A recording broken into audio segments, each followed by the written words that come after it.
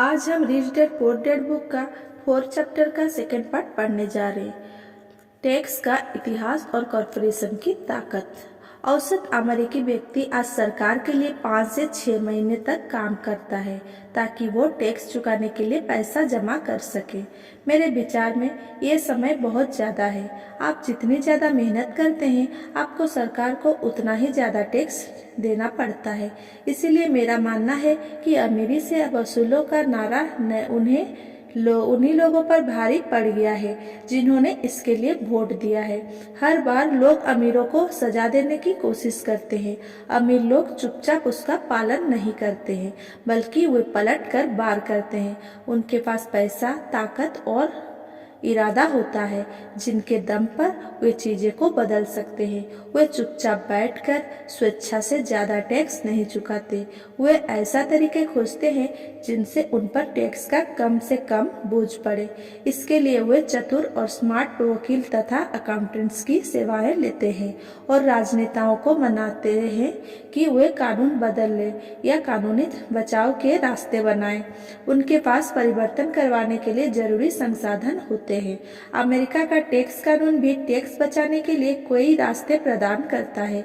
इनमें से ज्यादातर रास्ते हर एक के लिए खुले हैं, परंतु इनका फायदा सामान्य तौर पर अमीर लोग ही उठाते हैं क्योंकि वे इनकी खोज करते हैं, और ऐसा इसीलिए होता है क्योंकि वे अपने काम से काम रखते हैं। उदाहरण के तौर पर लोकप्रिय शब्द 1031 इंटरनल रेवेन्यू कोड के अनुच्छेद 1031 का संक्षिप्त रूप है, जिसमें रियल एस्टेट बेचने वाले को टैक्स चुकाने में देरी करने का मौका मिलता है। अगर वो ज्यादा महंगे रियल एस्टेट को खरीदता है और सौदेबाजी में फायदा नहीं लेता। रियल एस्टेट एक ऐसा पूंजी निवेश है जो इतना बड़ा टैक्स लाभ देता है। जब तक आप कम कीमत की प्रॉपर्टी बेचकर ऊंची कीमत में बड़ी प्रॉपर्टी खरीदते रहते हैं तो आपको तब तक टैक्स नहीं देना पड़ता जब तक कि आप उसे नकद ही ना रखना चाहे। जो लोग कानून द्वारा दी गई इन टैक्स की छूटों का लाभ नहीं उठाते, वे अपने संपत्ति वाले कॉलम को बनाने का एक बहुत बड़ा मौका खो देते हैं। गरीबों और मध्य वर्ग के पास उतने संसाधन नहीं होते।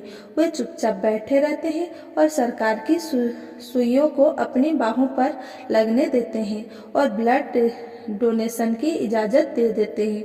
आज मैं ज्यादा टैक्स चुकाने वाले या कम छूट देने वाले लोगों की संख्या से लगातार स्तब्ध होता रहता हूँ, और वे ऐसा सिर्फ इसीलिए करते हैं क्योंकि वे सरकार से डरते हैं। और मैं जानता हूँ कि सरकारी टैक्स का इतिहास और कॉरपोरेशन की ताकत टैक्स एजेंट कितना डरावना होता है। मेरे कुछ दोस्त हैं जिनके बिजनेस बंद हो गए हैं और इसके लिए सरकार दोषी है। मुझे ये सब पता है, परंतु जनवरी से लेकर मई के पहले पखवाड़े तक सरकार के लिए काम करना एक बहुत बड़ी कीमत है जो हम टैक्स के डर के कारण चुकाते हैं। मेरे गरीब डैडी ने अब कभी पलट कर वार नहीं किया। मेरे अमीर डैडी ने भी ऐसा नहीं किया। उन्होंने केवल खेल को चतुरता से खेला और उन्होंने ऐसा कॉरपोरेशन के माध्यम से किया जो अमीरी का सबसे बड़ा रहस्य है। मेरी अमीर डैडी से मेरा पहला सीखा गया सबक आपको याद होगा। मैं 9 साल का बच्चा था और मुझे उनसे बात करने के लिए बहुत समय तक इंतजार करना पड़ा था। मैं अक्सर उनके ऑफिस में बैठकर उनका इंतजार करता था। वे जानबूझकर मुझे नजरअंदाज करते रहते थे। वे चाहते थे कि मैं उनकी ताकत को पहचानूं और एक दिन खुद भी इतना ही ताकतवर बनना चाहूं।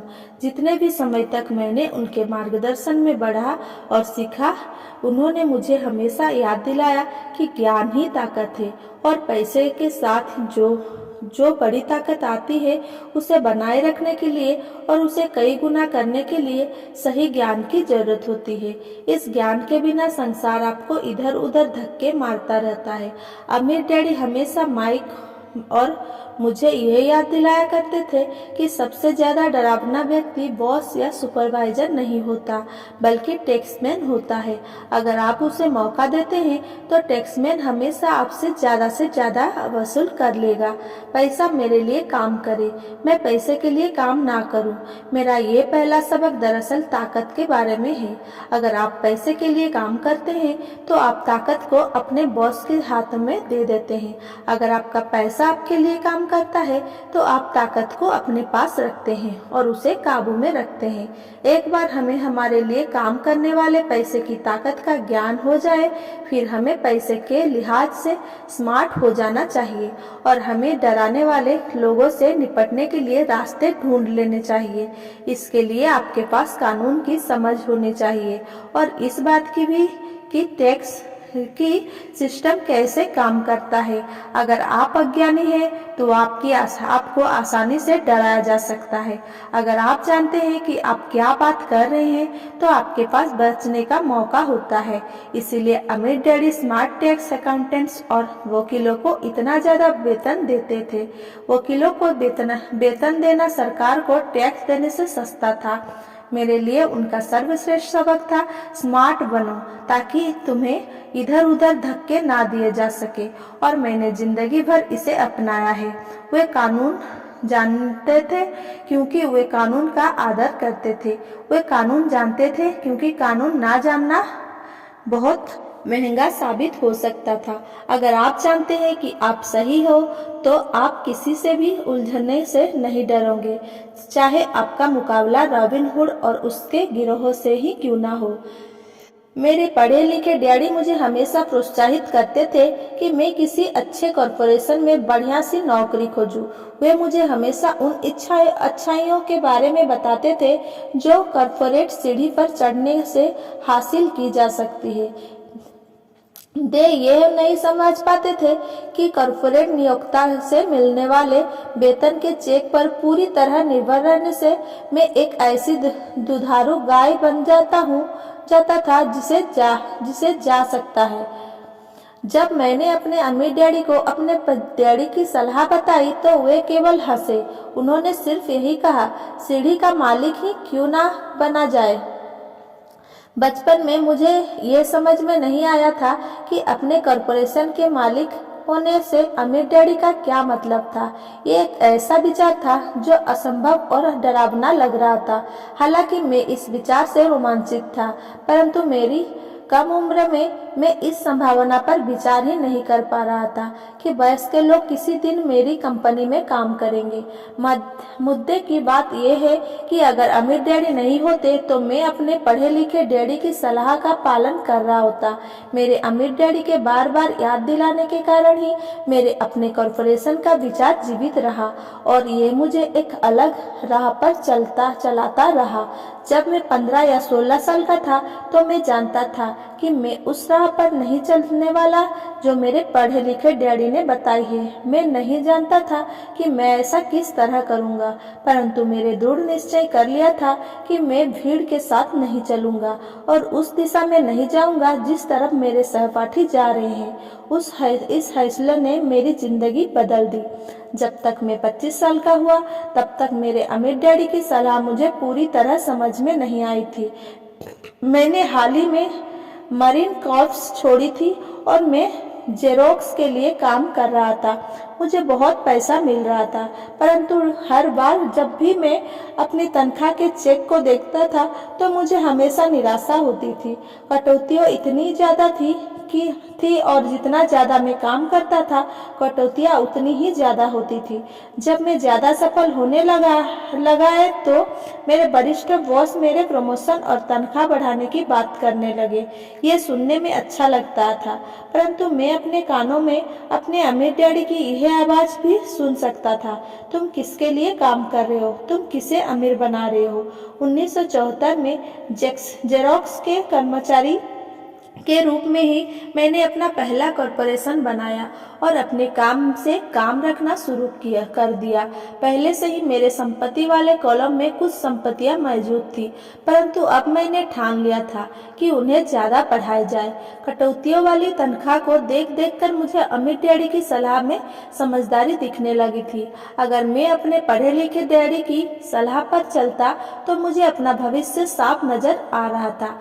कई नियोक्ता यह अनुभव करते हैं कि अगर कर्मचारी अपने काम से काम रखे तो ये उनके बिजनेस के लिए बुरा होता है। मुझे विश्वास है कि ऐसा कुछ लोगों के साथ हो सकता है, परंतु मेरे साथ ऐसा नहीं था। एक बार मैंने अपने काम से काम रखने की ठान ली और अपनी संपत्तियां बढ़ाना शुरू कर दिया तो मैं एक बेहतर कर्मचारी बन गया। मेरे पास अब एक लक्ष्य था। मैं सुबह जल्दी आ जाता था और मेहनत से काम करता था और इस तरह ज्यादा से ज्यादा पैसे कमाता था ताकि मैं उसे रियल एस्टेट में निवेश कर सकूंगा। हवाई में उस समय कीमत तेजी से बढ़ रही थी और वहाँ किस्मत चमकाई जा सकती थी। जितना ही ज्यादा मुझे यह लगा कि यहाँ निवेश की संभावना है, उतनी ही ज्यादा जेरॉक्स मशीनें मैंने बेची।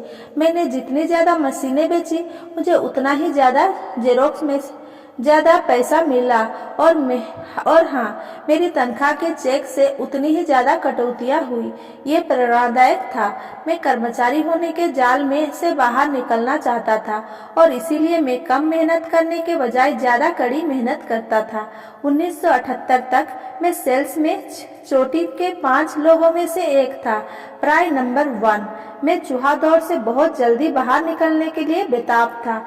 3 साल से भी कम समय में मैं जेरोक्स की तुलना में अपने छोटे से कॉरपोरेशन से कहीं ज्यादा कमा रहा था, जबकि मेरा कॉरपोरेशन रियल एस्टेट में निवेश करने वाली कंपनी थी और वह पैसा जो मैं अपने कॉरपोरेशन में अपनी संपत्ति वाली कॉलम में बना रहा था, वो पैसा मेरे लिए काम कर रहा था। मुझे कॉपियर बेचने के लिए दरवाजे खटखटाने की जरूरत नहीं थी। अमीर डैडी की सलाह में मुझे ज्यादा समझदारी दिख रही थी। जल्द ही मेरी प्रॉपर्टी से आने वाला कैश फ्लो इतना ज्यादा हो गया कि मेरी कंपनी ने मेरे लिए मेरी पहली कार खरीद दी। जेरोक्स के लोगों को लगा कि मैं अपने कमीशन बेच रहा हूँ, परंतु मैं ऐसा नहीं कर रहा था। मैं अपनी कमीशन को संपत्तियों वाले कॉलम में निवेश कर रहा था। मेरा पैसा और ज्यादा पैसा कमाने के लिए कड़ी मेहनत कर रहा था। मेरी संपत्ति वाले कॉलम का हर डॉलर एक बढ़िया कर्मचारी था, जिसकी कड़ी मेहनत के कारण और ज्यादा कर्मचारी तैयार होते थे और वे सब मिलकर अपने बॉस को एक नई कार तोहफे में के रूप में दे देते थे, और वो भी टैक्स चुकाने के पहले। मेरा बिजनेस के लिए ज्यादा कड़ी मेहनत करना शुरू कर दिया। मेरी योजना सही तरह से चल रही थी और मेरी कार इसका जीता जागता सबूत था। अपने अमीर डैडी से सीखे गए सबक के कारण मैं उस चूहा दौड़ के मिथक से बाहर निकलने में सफल हो सका था और कम उम्र में ही एक नियोक्ता बन गया था। यह पैसे की समझ से ही संभव हुआ था। इस वित्तीय ज्ञान के बिना जिसे मैं फाइनेंशियल आईक्यू कहूँगा, आर्थिक स्वतंत्रता की मेरी राह में बहुत ज़्यादा मुश्किल आई होती। अब मैं फाइनेंशियल सेमिनार में दूसरों को इस आशा के साथ सिखाता हूँ ताकि मैं उनके साथ अपना ज्ञान बांट सकूं। जब भी मैं लेक्चर देता हूँ तो मैं लोगों को यह याद दिलाता हूँ कि फाइनेंशियल आईक्यू विशेषज्ञता को 4 बड़े क्षेत्रों से आने वाले ज्ञान से बनता है। नंबर 1 है अकाउंटिंग, जिसे मैं फाइनेंशियल साक्षरता कहता हूँ। अगर आप साम्राज्य बनाना चाहते हैं तो ये बहुत महत्वपूर्ण दक्षता है। आप जितने ज्यादा धन के लिए जिम्मेदार होंगे, उतने ही ज्यादा सूक्ष्मता की जरूरत होगी, नहीं तो आपका साम्राज्य ताश के पत्ते के पहल की तरह ढह जाएगा। ये बाय मस्तिष्क का पहलू है जिसमें वर्णन या सूक्ष्मता जरूरी है। फाइनेंशियल साक्षरता वह योग्यता है जिसके सहारे फाइनेंशियल स्टेटमेंट्स को पढ़ा और समझा जा सकता है। इस योग्यता से आप किसी भी व्यवसाय की कमजोरियों और मजबूतियों को पहचान सकते हैं। नंबर 2 है निवेश, जिसे मैं पैसे से पैसे बनाने का विज्ञान कहता हूँ। इसमें तकनीकों, रणनीतियों और फॉर्मूला की जरूरत होती है। यह मस्तिष्क का दायां पहलू है, यानी रचनात्मक पहलू। नंबर 3 है बाजार की समझ, मांग और पूर्ति का विज्ञान। बाजार के तकनीकी पहलुओं को जानने की जरूरत है, जो कि भावनाओं द्वारा संचालित होते हैं। 1996 में क्रिसमस के दौरान टिकल मी एल्म डॉल का प्रकरण भी तकनीकी या भावनाओं द्वारा संचालित बाजार का उदाहरण है। बाजार का दूसरा तत्व निवेश की मूलभूत या आर्थिक समझ है। क्या किसी निवेश में समझदारी है या वर्तमान बाजार की परिस्थितियों के हिसाब से ऐसा करना नासमझी है? कई लोग ये सोचते हैं कि बाजार को समझना या निवेश की अवधारणाएं बच्चों को समझ में नहीं आएगी क्योंकि ये जटिल होती है। वे यह नहीं देख पाते कि बच्चे इन विषयों को अनुभूति से समझ लेते हैं। जो लोग एल्म डॉल से परिचित नहीं होंगे, उनके लिए यह एक सीसम स्ट्रीट कैरेक्टर थी, जिसे क्रिसमस के पहले बच्चों में खूब प्रचारित किया गया था। लगभग सभी बच्चे इसे खरीदना चाहते थे और अपने क्रिसमस की सूची में उन्होंने इसे सबसे ऊपर रखा था। परंतु क्रिसमस के लिए इसका विज्ञापन करने के बाद जब यह बाजार से गायब हो गई, तो कई लोग यह सोचने लगे कि कहीं कंपनी ने जानबूझकर तो इसे बाजार से गायब नहीं कर दिया है। इसकी मांग बहुत ज्यादा थी और पूर्ति बहुत कम, इसीलिए बाजार में भागदौड़ और हड़बड़ी का माहौल बन गया। स्टोर्स में जब खरीदने के लिए कोई डॉल नहीं बची, तो दुकानदार और दूसरे खिलौने बचाने वाले ने इसमें मुनाफा कमाने का मौका देखा। जिन्हें डॉल नहीं मिल पाई थी, वे दुर्भाग्यशाली मम्मी डैडी क्रिसमस के लिए कोई दूसरा खिलौना खरीदने के लिए मजबूर हो गए। टिकल की मम्मी डॉल की अविश्वसनीय लोकप्रियता मेरी समझ में नहीं आई, परंतु यह मांग और पूर्ति के अर्थशास्त्र का बढ़िया उदाहरण है। यही बात स्टॉक, बॉन्ड, रियल एस्टेट और बेसबॉल कार्ड बाजार पर लागू होती है। नंबर 4 है कानून। उदाहरण के तौर पर अकाउंटिंग, निवेश और बाजारों की तकनीकी क्षमताओं के सहारे कॉरपोरेशन का प्रयोग विस्फोटक वृद्धि प्रदान कर सकता है। कोई भी आदमी जिसे कॉरपोरेशन द्वारा दिए जाने वाले टैक्स, फायदे और सुरक्षा का ज्ञान हो, वो बहुत ज्यादा तेजी से तरक्की कर सकता है और अमीर बन सकता है, जो किसी कर्मचारी या छोटे बिजनेस के मालिक के लिए संभव नहीं है। इसमें उतना ही अंतर है जितना पैदल चलने वाले और उड़ने वाले में होता है। ये अंतर बहुत ज्यादा हो जाता है जब हम इसे दीर्घकालीन संपत्ति के संदर्भ में देखते हैं। 1. टैक्स लाभ। एक कॉरपोरेशन को कई ऐसी चीजें कर सकता है जो एक आदमी नहीं कर सकता, जैसे कि ये टैक्स देने के पहले खर्च कर सकता है। ये विशेषज्ञता का एक ऐसा क्षेत्र है जो बहुत रोमांचक है, परंतु इसमें अंदर घुसना तब तक जरूरी नहीं है जब तक कि आपका बिजनेस या संपत्ति बहुत बड़ी ना हो। कर्मचारी कमाते हैं और टैक्स चुकाते हैं और फिर जो बचाते हैं उससे अपना खर्च चलाते हैं। एक कॉरपोरेशन कमाता है जितना खर्च कर सकता है करता है और फिर बची हुई रकम पर टैक्स चुकाता है। यह अमीरों द्वारा इस्तेमाल किया जाने वाला सबसे बड़ा कानूनी बचाव का रास्ता है। इन्हें बनाना आसान है और बहुत ज्यादा महंगा नहीं है, बशर्ते कि आपके पास अपने खुद के निवेश हो जो अच्छा कैश फ्लो दे रहे हो। उदाहरण के तौर पर अपने कॉरपोरेशन का फायदा यह है, घूमने जाने का कार्यक्रम हवाई में बोर्ड मीटिंग बन जाता है। कार का भुगतान, बीमा, रिपेयर इत्यादि कंपनी खर्च में डाल दिए जाते हैं। हेल्थ क्लब की सदस्यता भी कंपनी खर्च है। ज्यादातर रेस्टोरेंट के डिनर भी आंशिक व्यय है और भी ऐसे बहुत से व्यय है जो टैक्स चुकाने के पहले किए जाते हैं। 2. कानूनी मुकदमे से सुरक्षा। हम एक कानूनी समाज में रह रहे हैं। हर आदमी आपसे फायदा चाहता है। अमीर लोग अपने क्रेडिट्स से अपनी ज्यादातर संपत्ति को छुपाने के लिए कॉरपोरेशन और ट्रस्टर्स का सहारा लेते हैं। जब भी कोई किसी अमीर आदमी पर दावा ठोकता है तो उसे ये पता चलता है कि वो कानूनी कवच से घिरा हुआ है और दरअसल उस अमीर आदमी के पास कोई संपत्ति है ही नहीं। वे हर चीज पर नियंत्रण रखते हैं परंतु वे किसी चीज के मालिक नहीं होते। गरीब और मध्यवर्गीय लोग हर चीज के स्वामी होने के कोशिश करते हैं और इसीलिए जब उन पर दावा ठोका जाता है तो वे सरकार या अपनी साथी नागरिकों के साथ अपनी संपत्ति खो बैठते हैं। उन्होंने रॉबिन हुड की कहानी से यह सीखा है कि अमीरों से वसूलो, गरीबों में बांट दो।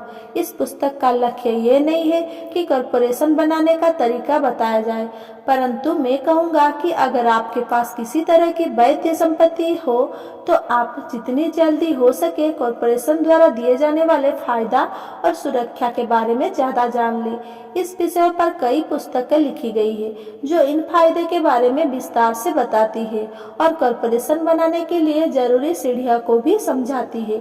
एक पुस्तक खास तौर पर बहुत अच्छी है जिसकी शीर्षक है इक्स एंड ग्रो रिच। यह पुस्तक कॉरपोरेशन की ताकत का बखूबी वर्णन करती है। फाइनेंशियल आईक्यू दरअसल कई कुशलताओं और गुणों का मेल है। मैं तो यही कहूँगा कि यह ऊपर बताई गई 4 तकनीकों दक्षताओं का समन्वय है जो मूलभूत फाइनेंशियल ज्ञान का आधार है। अगर आप बहुत ज्यादा पैसा कमाना चाहते हैं तो इन दक्षताओं के समन्वय से आपका फाइनेंशियल ज्ञान बहुत ज्यादा बढ़ जाएगा। संक्षेप में, कॉरपोरेशन के मालिक अमीर लोग कमाते हैं, खर्च करते हैं, टैक्स चुकाते हैं। कॉरपोरेशन के लिए काम करने वाले कर्मचारी कमाते हैं, टैक्स चुकाते हैं, खर्च करते हैं। आपकी संपूर्ण फाइनेंशियल रणनीति के लिए हम आपकी संपत्तियों के चारों तरफ कॉरपोरेशन का कवच लपटने की बहुत ज्यादा सलाह देते हैं। Thank you.